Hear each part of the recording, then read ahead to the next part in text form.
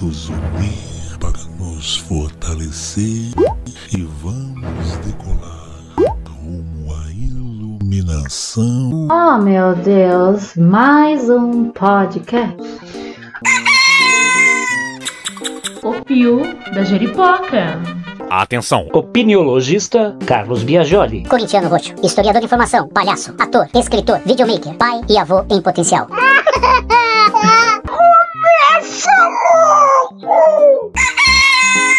O Pio da Jeripoca.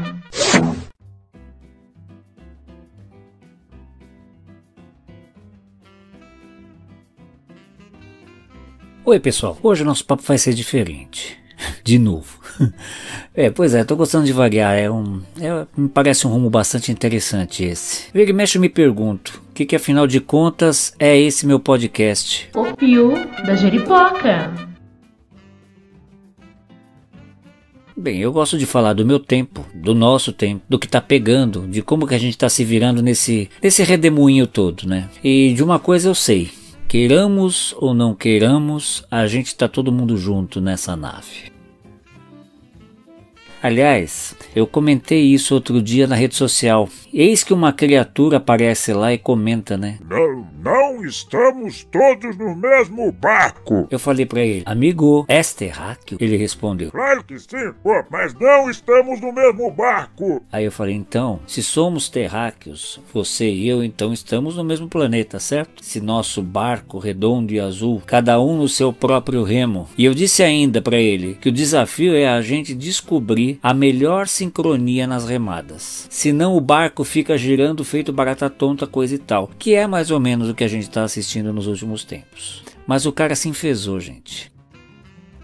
Teu mundo e o meu são bem diferentes. Enfim, ele estava falando lá de ideologias, disso tudo que está borbulhando hoje em dia aí na maior parte do mundo, e no Brasil então nem se fala, né?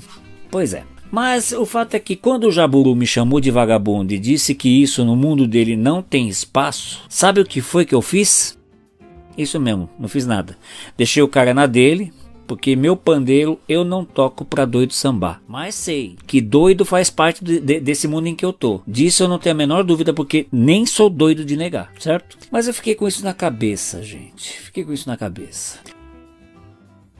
Aí outra pessoa, né, veio, chegou, começou falando de good vibes, de manter a energia elevada, de saber separar as coisas, porque a gente tem que se manter, não é mesmo, acima da energia densa do planeta. Somente assim conseguimos atingir a espiritualidade. Pois espiritualidade e política são coisas que não se misturam. Gente, vocês ouviram, né, o episódio anterior sobre cancelamento?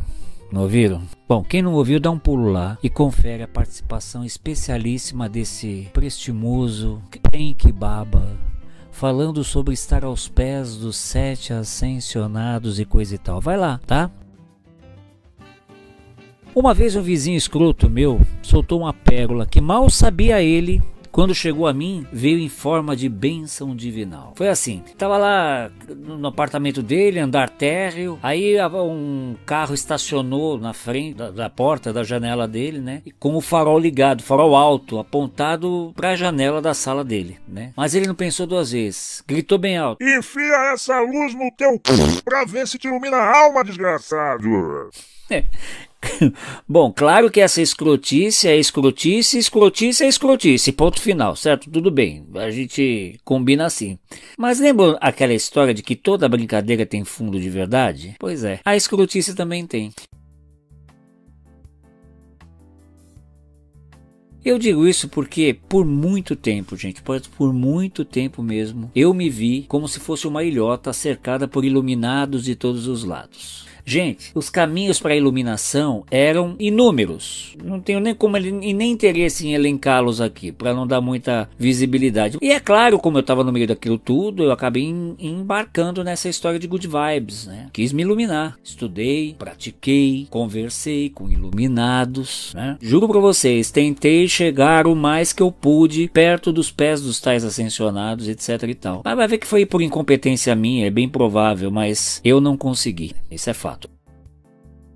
E agora, eis-me aqui diante de vós, caríssimos ouvintes, neste agnosticismo federal em que eu me vejo. E olha, eu vou te falar, não nego que tentei negar a existência da divindade. Juro por ela que fiz tudo o que eu pude nesse sentido, mas não consegui, pelo menos ainda, né? Então, por conta disso, o termo agnóstico me parece cair bem no meu caso, né? E assim eu tô, até a segunda ordem, né? O fato, pessoal, é que faz um tempão que vem me incomodando demais essa questão, sabe, esse lance de separar corpo e mente, corpo e espírito, pessoal e profissional, por exemplo. Essas coisas todas que para mim não passam de um nível de loucura, né? Porque, sim, isso tudo tá junto, tá tudo misturado, né? É tudo uma coisa única, né? A pessoa é a pessoa, né? A pessoa não são 1000 pessoas. Para mim o negócio é o seguinte, quando eu olho para um bolo, eu olho para o bolo, mas eu tenho consciência dos vários ingredientes que o constituem, é claro, né? Mas mesmo assim eu sei que tá tudo junto e misturado e que o resultado dessa mistura toda é o que se chama bolo, né? Não tem essa de agora eu sou o açúcar, daqui a pouco eu serei o azeite, mais tarde serei o sal. Procure-me amanhã às 14 horas que estarei fermentando e depois virarei o leite. Ah, vá. Olha só, quando eu era gurizinho, por exemplo, meu pai, que foi um cara e tanto, gostava de me pegar na curva com umas perguntas que valha-me Deus, viu? Mas olha, até hoje, essas foram perguntas que nunca mais me saíram da alma. Uma delas, por exemplo, que eu me lembro muito bem foi essa. Carlos, diz uma coisa pro pai. Quem é você? Aí eu respondi pra ele na hora. Uai, pai, eu sou eu. Papum, ele replicou na lata. Ok, então me conta. Quem é esse eu aí? E eu fiquei com cara de berinjela, disfarçada de pavê, com chantilly de ventania olhando pra ele, assim, sem saber o que responder. E o fato é que desse eu aí, até hoje eu tô atrás. Essa é que é a verdade, viu? E quem não tá, né? Uns mais conscientes, outros menos conscientes, mas no fundo todo mundo tá atrás de saber quem que a gente realmente é, né? Eu acho que no final das contas, acho que é esse. Qual é o sentido da vida? É a direita, é pra esquerda? Não, é saber quem eu sou, né? Quem eu sou. Bom, mas enfim, independentemente disso, o tempo passou e para incrementar essa busca toda, eis que me cai na cuca, feito a maçã no coco do Newton, a seguinte explicação da vida, abre aspas. A gente é fruto das nossas relações sociais. Fecha aspas. Sabe como é que é, né? Tem coisa que a gente passa a vida inteira tentando entender e muitas vezes até acaba indo embora sem entender bulhufas. Isso também não é raro de acontecer. E tem coisas que deveriam ser complicadas e aí por algum motivo a gente saca rapidinho qual é que é, né? E essa aí foi uma dessas coisas na minha vida. Tem muito a ver, né, com a ideia de estarmos todos no mesmo barco, cada um segurando o próprio remo, como eu falei no começo, né? Tem tudo a ver. Mas aí alguém me perguntou pra provocar. Tá bom, Carlos, que oceano é esse então? A história humana. Tá bom, eu sei, tá, tudo é relativo. Eu sei que explicar a queda da Bastilha depende muito da roupa que vestia o observador naquele momento, né, que passava por ali. Eu sei de tudo isso. Mas é isso, minha gente. No final das contas, a gente tá falando de quê? A gente tá falando de uma sucessão. Melhor dizendo, a gente tá falando de um encadeamento, sabe? Encadeamento, os elos da corrente, que uns vai formando, eles vão se encadeando e vai formando uma longa corrente, né? É disso que nós estamos falando, de um encadeamento infinito de relações sociais. Ok. Bora buscar uma base conceitual, né? Pra deixar essa prosa hoje, se não mais clara, pelo menos mais chique, porque se dá um ar de sofistiqué, né? Pro nosso episódio de hoje. Então, segundo a sociologia, relações sociais são o quê? É um conjunto de interações entre pessoas ou entre grupos sociais. Então isso acontece, por exemplo, entre nós, dentro e fora de casa, no trabalho, na escola, no grupo religioso, no lazer, na militância, no afeto, no sexo, etc, né? Então, minha gente, durante a nossa vida inteira, a gente está se relacionando entre nós o tempo todo, desde sempre. E pasme, para sempre. Essa é a real. Até mesmo quem pensa que está só, na sua, está se relacionando. Sabe por quê? Porque essa postura de solidão ou solitude, né? Vocês sabem qual é a diferença, né? Solitude é quando a gente tá bem consigo mesmo, né? Ali, na própria companhia. E solidão é aquilo que a gente já sabe, né? Aquele esparramo todo, né? Então, mesmo quem pensa que tá só na sua, essa postura também acaba tocando e interferindo nas pessoas que orbitam no entorno dele. Ou seja, estabelece-se mesmo assim uma relação, né? Uma relação social. Enfim, são essas relações todas entre a gente, o tempo todo, no mundo inteiro, desde sempre, que fazem a nossa sociedade se desenvolver. Ou seja, na nossa humanidade, desenvolver a nossa humanidade. Capite?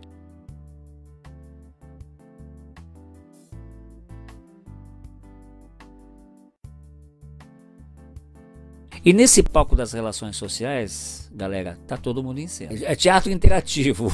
É o tempo todo mundo em cena, interferindo e criando a história que está sendo contada, né? Cada um de nós atua, ora como protagonista, ora como coadjuvante e ora como espectador. Mas tá todo mundo junto, né? A cena é uma só.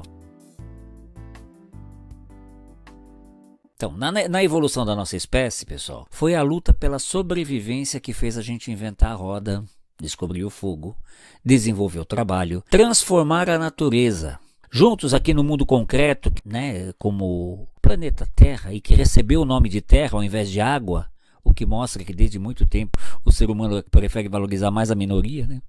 Continua sendo a luta pela sobrevivência, somada agora com a busca da realização dos mais variados anseios humanos que fazem com que as nossas semelhanças e as nossas diferenças nos organizem em grupos sociais com objetivos que incluem o quê? Produzir, estudar, nos divertir, nos proteger, nos alimentar, nos procriar, nos compreender e por aí vai. Bom, minha gente, no fim das contas, esse conjunto de relações sociais todo acaba gerando o que a gente chama de cultura.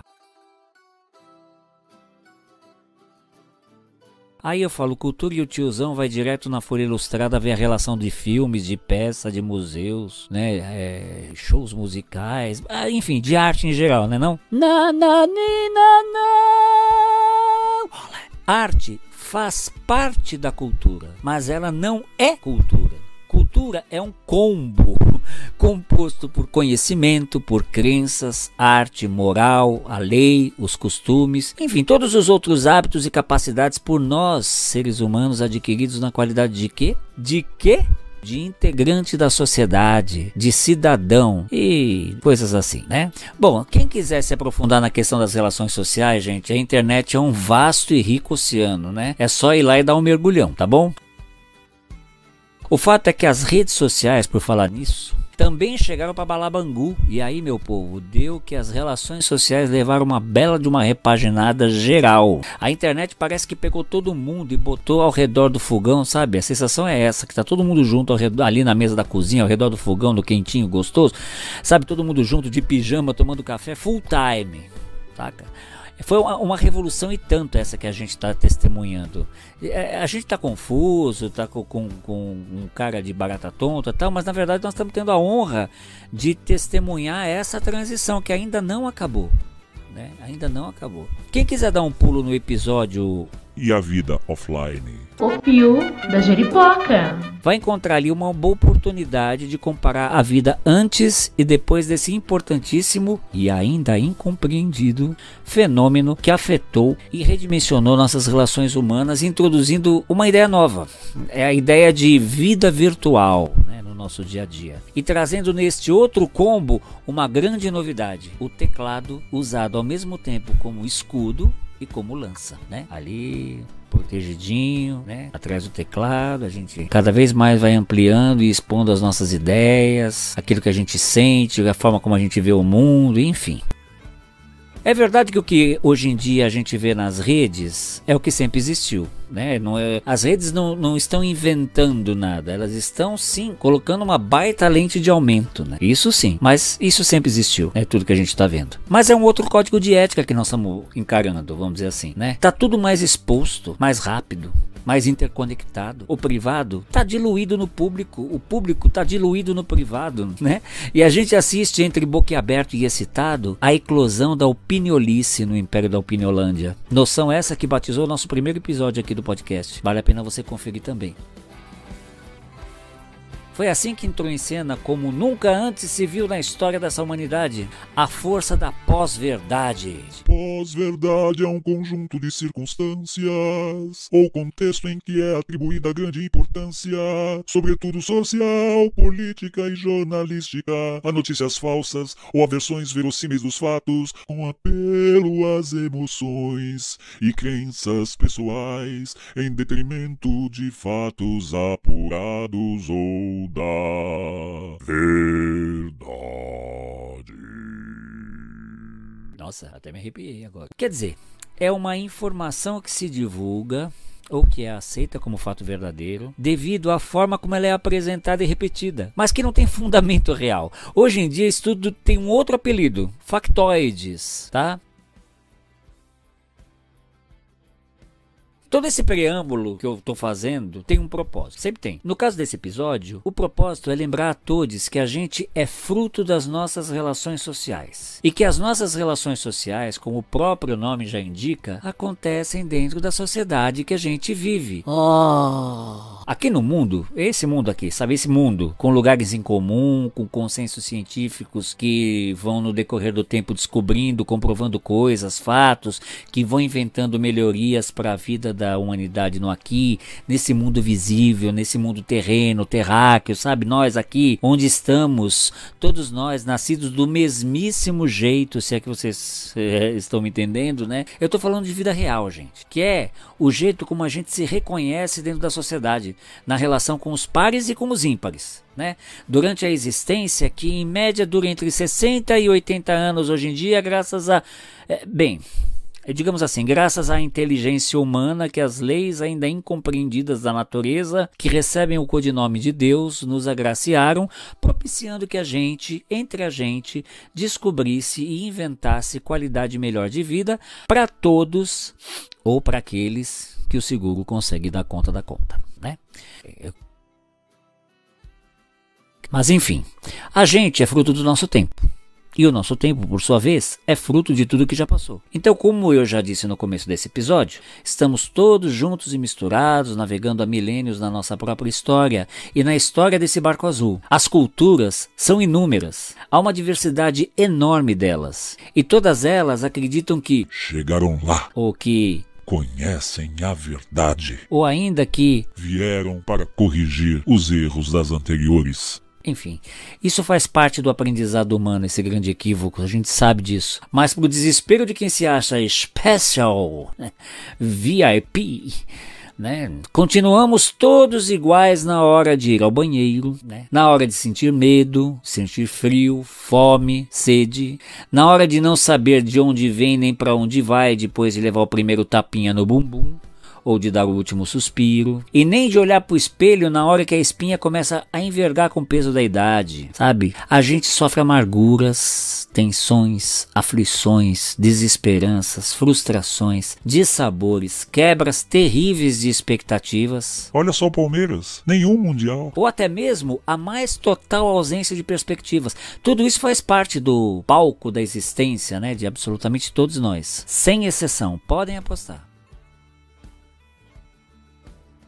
Mas aí eis que surge impávido e colossal aquele tipo de gente que sabe-se lá por quais motivos dão de acreditar que são diferentes dos demais. É claro que por razões ainda não perfeitamente entendidas, nossas individualidades apresentam sim suas próprias peculiaridades, suas próprias características, formas de se manifestar dentro das relações sociais no mundo. Mas eu estou me referindo a essas pessoas que juram de pé junto, com a mão na Bíblia, que são especiais. Sabe, prometo que eu não vou entrar nos meandros religiosos da questão, mas vou pensar assim aqui um ótimo exemplo do que eu estou falando. Vocês lembram daquela história de povo ungido que está lá no Velho Testamento? Não, calma. Eu pulei uma etapa importante nessa linha de raciocínio. Vamos retomar um princípio aqui, que eu já abordei em outros episódios do Pio da Jeripoca, tá? Vamos falar de sistema de crença. Bom, primeiro vamos definir, né? Vamos para as conceituações, né? O que é um sistema? É um conjunto de elementos concretos ou abstratos intelectualmente compreendidos e que, com o passar do tempo, são organizados. Beleza. E agora me diz, o que significa crença, então? Crença é um estado, um processo mental ou uma determinada atitude de quem acredita em algo ou alguém. Obrigado. E também diz respeito à fé em termos religiosos ou em termos científicos também, se for, por exemplo, uma fé em uma determinada hipótese que vai virar uma determinada tese, que vira uma determinada lei ou teoria, né? Pois é, ok. Resumo da paróquia. Sistema de crença é a organização da vida a partir de um determinado modo de vê-la. Então, galera, presta atenção nesse detalhe. Um sistema de crença requer o quê?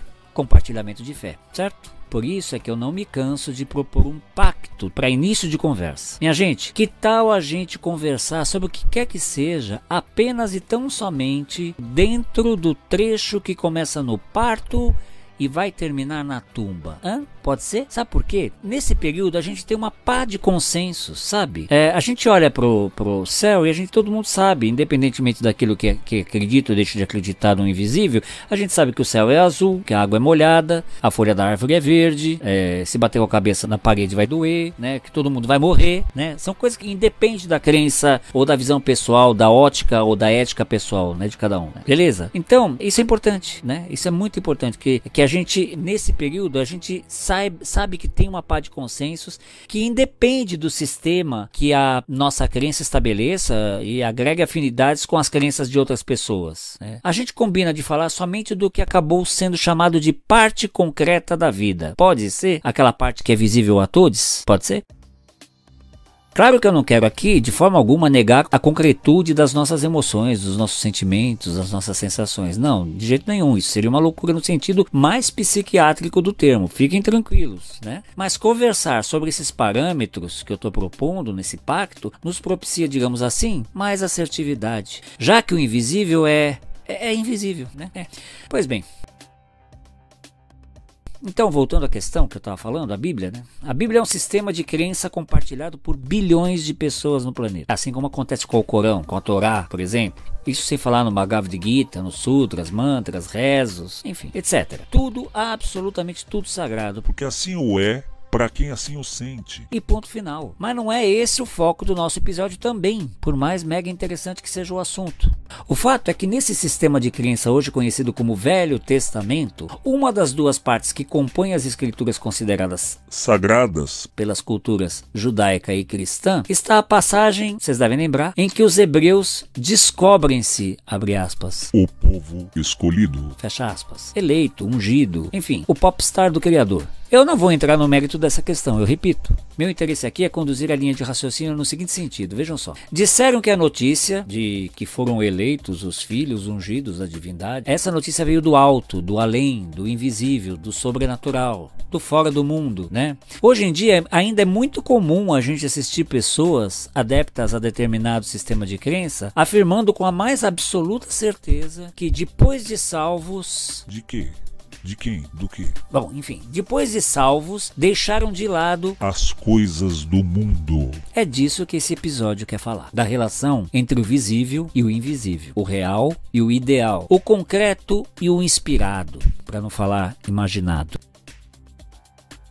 Respeitadas as devidas diferenças no modo de se manifestar, e não vejo muita distância desse tipo de autoentendimento com, por exemplo... essas muitas doutrinas ou filosofias, ou seja lá que nome que se dá, que se põem fora do mundo concreto em nome de preservar as good vibes, as energias positivas, o estado iluminatório iluminado de quem chegou, sabe-se lá por quais chancelas, aos pés dos ascensionados. Capite? Pois é.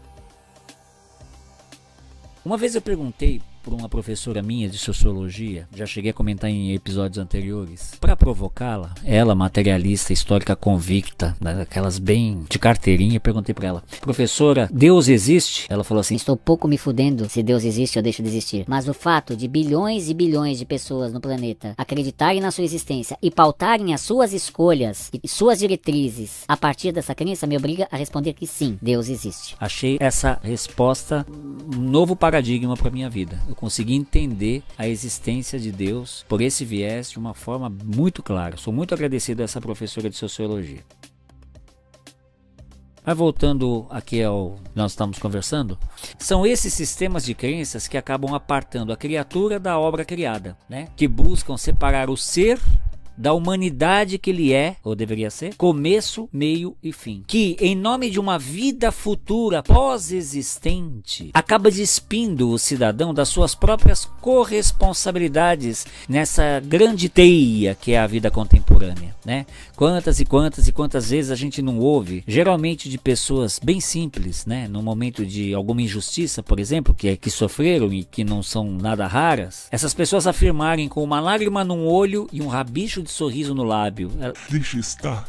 Deus está vendo. ou então, por exemplo, eu pergunto: mas a senhora não vai exigir seus direitos? E a pessoa, com o sorriso de quem já tá com a taça do mundo erguida nas mãos, responde com um olhar fulminante: Eu já fiz mais que isso. Entreguei nas mãos de Deus. Deixa estar. O dele tá guardado. Essa frase me impressiona muito, sabe por quê? Porque me parece um misto desgramado de fé, de resignação e de vingança. Né?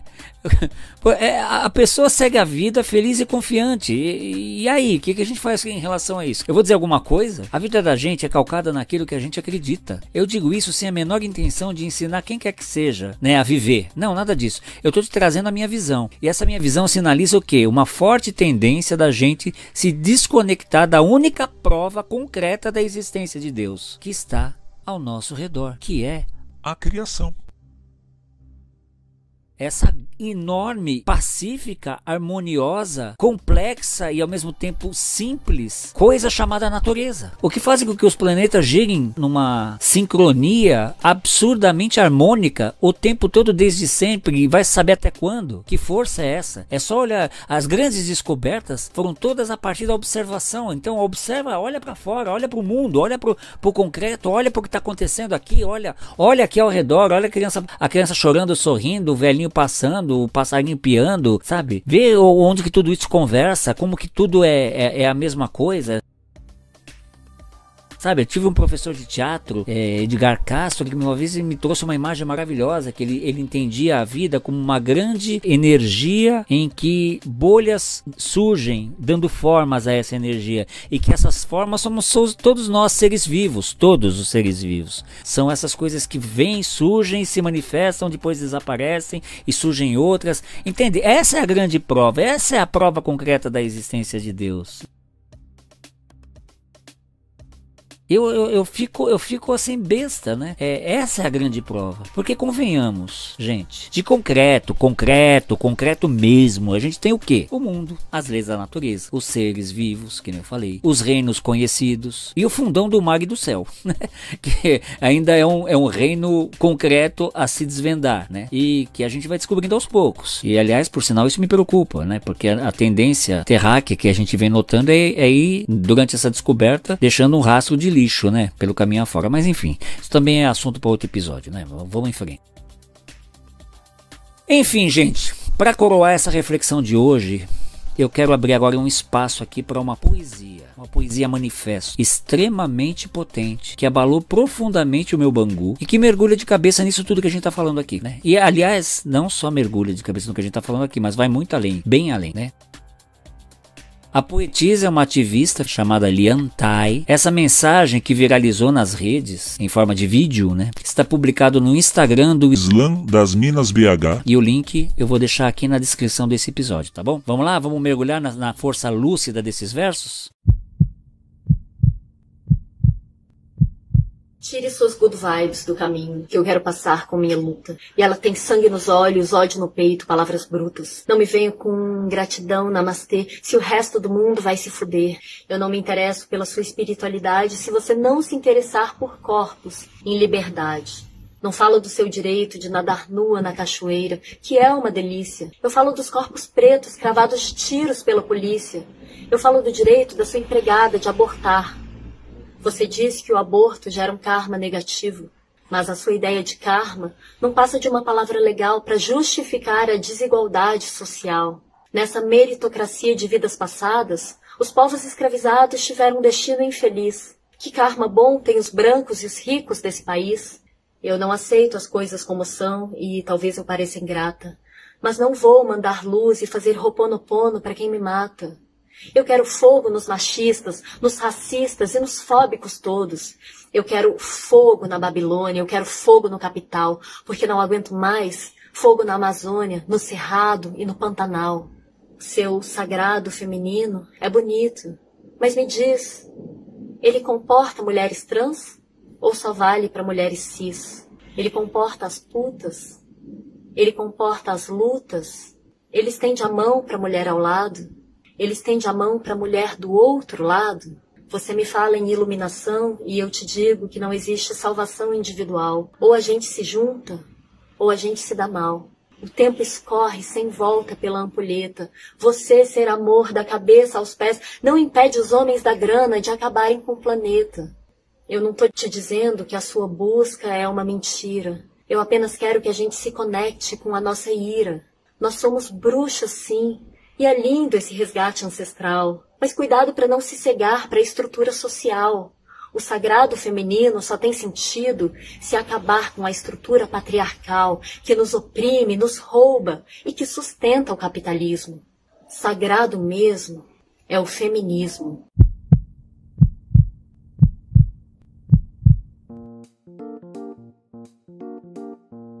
Sem mais o que dizer depois disso, a todos vocês pela atenção de hoje, muito obrigado. Semana que vem tem mais. É importantíssimo, se você quer nos ajudar, quer contribuir com o nosso trabalho, que você compartilhe os episódios com as pessoas que você conhece, porque assim a gente começa a formar uma rede de discussão, de debate, um fórum bacana para a gente ir tentando entender melhor os dias que a gente vive. E se você quiser contribuir financeiramente com a realização desse trabalho, é só procurar a gente pelo e-mail que está aqui na descrição do nosso episódio. Como eu sempre digo, Saravá, Axé Shalom, Salam Aleikum, Namastê, Shanti, Evoé, Allah Akbar, Optia, hashtag saudações corintianas, fui! O Pio da Jeripoca. Atenção! Opiniologista Carlos Biagioli. Corintiano roxo, historiador de informação, palhaço, ator, escritor, videomaker, pai e avô em potencial. O Pio da Jeripoca.